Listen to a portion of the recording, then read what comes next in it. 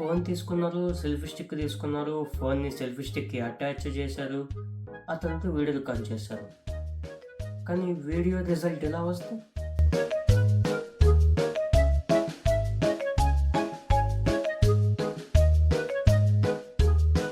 ఒకవేళ అన్ని సెట్టింగ్స్ చేసిన తర్వాత కూడా మీ వీడియో రిజల్ట్ ఎలా వస్తుందంటే, లోపం మీ సెట్టింగ్స్‌లో లేదా మీ ఫోన్‌లో కాదు, మీ వీడియో స్కిల్స్ పైన ఉంది. సో, ఈరోజు నేను చెప్పే ఈ 7 టిప్స్ అండ్ ట్రిక్స్‌ని మీరు ఫాలో అయితే, మీ మొబైల్ వీడియోగ్రఫీ అనేది నెక్స్ట్ లెవెల్‌కి అయితే వెళ్తుంది. సో, వీడియోని ఎండ్ వరకు చూడండి అండ్ ఇలాంటి వీడియోస్ కోసం మా ఛానల్‌ని సబ్స్క్రైబ్ అయితే చేయండి. Number 1, not setting white balance. మీరు మీ వీడియోగ్రఫీలో చేసే పెద్ద మిస్టేక్ వచ్చేసి వైట్ బ్యాలెన్స్ని సెట్ చేయకపోవడం. ఇప్పుడు మీరు వైట్ బ్యాలెన్స్ని సెట్ చేశారు, లైక్ ఇప్పుడు మీరు సన్నీ డేలో షూట్ చేస్తున్నారు అనుకోండి, అప్పుడు మీ వైట్ బ్యాలెన్స్ వచ్చేసి వార్మ్ టోన్స్లోకి ఉండాలి. అదే మీరు నైట్ టైం షూట్ చేస్తున్నారు అనుకోండి, మీ వైట్ బ్యాలెన్స్ అనేది కూల్ టోన్లో రావాలన్నమాట. సో ఇలా మీరు ఇది కనుక ఫాలో అయితే మీ వీడియోస్ అనేవి నెక్స్ట్ లెవెల్కి అయితే వస్తాయి. Number 2, zooming the footage. మీరు వీడియోగ్రఫీ చేసేటప్పుడు ఫుటేజ్ని జూమ్ చేస్తారు కదా, డిజిటల్ జూమ్ చేస్తారు కదా, సో అది చేయకండి. దీనివల్ల మీ వీడియో క్వాలిటీ అనేది చాలా డిగ్రేడ్ అవుతుంది. సో ఇది టిప్ నెంబర్ 2, మీరు ఫుటేజ్ని జూమ్ చేయకూడదు. Number 3, shaky footage. మీరు వీడియో రికార్డ్ చేసేటప్పుడు మీ వీడియోస్ వచ్చేసి చాలా షేక్ అవుతుంటాయి కదా, అంటే స్టెబిలైజేషన్ లేకుండా. సో మీరు పట్టుకునే విధానాన్ని బట్టి మీరు మీ ఫుటేజ్ని స్టేబుల్ అయితే చేసుకోవచ్చు. సో ఎలాగో మీకు ఇప్పుడైతే చూపిస్తాను. సో ఫ్రెండ్స్, నార్మల్గా మీరు ఫోన్ని ఇలా పట్టుకుంటారు కదంటే, ఇలా నార్మల్గా ఇలా రికార్డ్ చేస్తారు కదా, నార్మల్గా ఇలా రికార్డ్ చేస్తారు అనమాట మీరు, కానీ ఇలా చేయకూడదు అనమాట.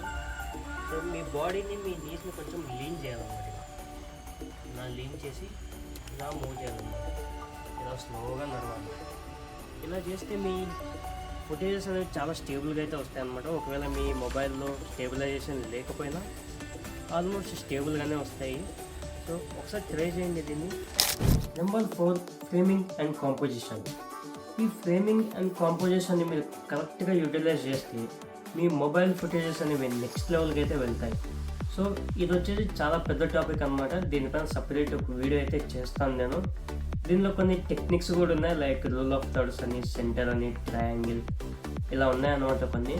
సో ఈ టెక్నిక్స్ గురించి అన్ని సపరేట్ ఒక వీడియోలో అయితే తెలుసుకుందాం.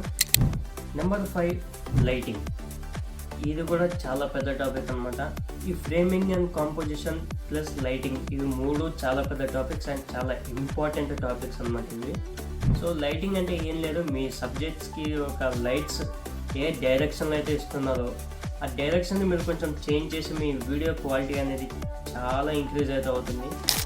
Number 6, shooting at I level. మీరు మీ మొబైల్ని ఈ ఐ లెవెల్ పైన మీరు షూట్ చేస్తుంటే ఇది చాలా తప్పు అనమాట. మీరు మీ ఐ లెవెల్ నుంచి కాకుండా కొంచెం కిందకైతే వీడియోని రికార్డ్ చేయాలన్నమాట. లైక్ ఎలాగంటే మీకు ఒకసారి చూపిస్తాను. నా దగ్గర ఒక డమ్మీ ఫోన్ అయితే ఉంది. సో ఇదే అనమాట, చాలా కష్టపడి చేశాను. ఏమనుకోతుంది, ఎవరైనా సామ్సంగ్ ఫ్యాన్స్ ఎవరైనా ఉంటే ఐఎమ్ సారీ, అంటే చేత కాదా చేశాను ఫస్ట్. సో మీ ఫోన్ని ఇలా పట్టుకుంటారు, ఇలా కాదు, ఇలా పట్టుకోవాలన్నమాట. సో ఇది వచ్చేసి కరెక్ట్గా మీకు లో లెవెల్కి అయితే వస్తుంది. మీకు ఆబ్జెక్ట్స్ అనేవి చాలా పెద్దగా కనపడతాయి అనమాట, హైట్గా పెద్దగా అనమాట. సో ఇదొకటి టిప్ అనమాట, షూటింగ్ అట్ ఐ లెవెల్ చేయకూడదు. నెంబర్ 7 అండ్ లాస్ట్ టిప్ వచ్చేసి డబుల్ ద ఫ్రేమ్ రేట్. ఇప్పుడు మీకు FPS గురించి తెలుసు అండ్ షటర్ స్పీడ్ గురించి అందరికీ తెలిసే ఉంటుంది. సో ఈ రెండింటిలో చిన్న కనెక్షన్ ఏంటంటే, మీ ఫ్రేమ్ రేట్స్ ఎంతైతే పెట్టారో దానికి డబుల్ మీ షటర్ స్పీడ్ అయితే ఉండాలి. ఫర్ ఎగ్జాంపుల్, ఇప్పుడు నేను నా మొబైల్లో 24 FPSలో అయితే షూట్ చేస్తున్నాను. దానికి షటర్ స్పీడ్ నేను 1/48 పెట్టాను. 24కి డబల్ ఎంత, 48. సో ఇలా అనేది మీరు మీ ఫ్రేమ్ రేట్స్ అండ్ షటర్ స్పీడ్ని కంట్రోల్ చేయాలన్నమాట.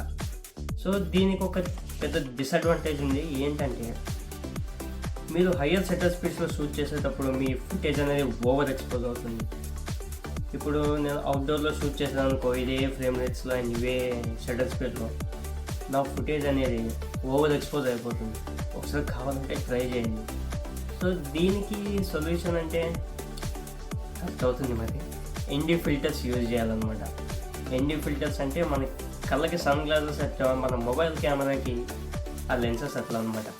సో ఇవి వచ్చేసి 1500, 2000, 2500 ఎక్కడ పోతుందో నాకు కూడా తెలియదు. సో ఖర్చు అయితే అవుతుంది ఎన్డీ ఫిల్టర్స్ కోసం, కానీ ఎన్డీ ఫిల్టర్ యూజ్ చేసి చాలా మంచి ఆప్షన్ అనమాట. ఎన్డీ ఫిల్టర్ వచ్చేసి మీరు ప్రొఫెషనల్గా ఏమన్నా షూట్ చేయాలనుకుంటే. సో ఫ్రెండ్స్, ఇవే అనమాట ఈ 7 టిప్స్ అండ్ ట్రిక్స్. కనుక మీరు ఫాలో అయితే మీ మొబైల్ ఫుటేజెస్ అనేవి నెక్స్ట్ లెవెల్కి అయితే వెళ్తాయి. సో ఇప్పుడు నేను మీకు స్టార్టింగ్ 2 క్లిప్స్ అయితే చూపించాను కదా, ఆ క్లిప్స్ నేను రీక్రియేట్ చేసి మళ్ళీ ఇంకొన్ని క్లిప్స్ అయితే అదే సేమ్ క్లిప్స్ అనేవి రిప్లికేట్ చేశాను అనమాట. ఈ టిప్స్ని యూజ్ చేసి ఒకసారి చూసేయండి అండ్ డిఫరెన్స్ మీకే కనపడుతుంది.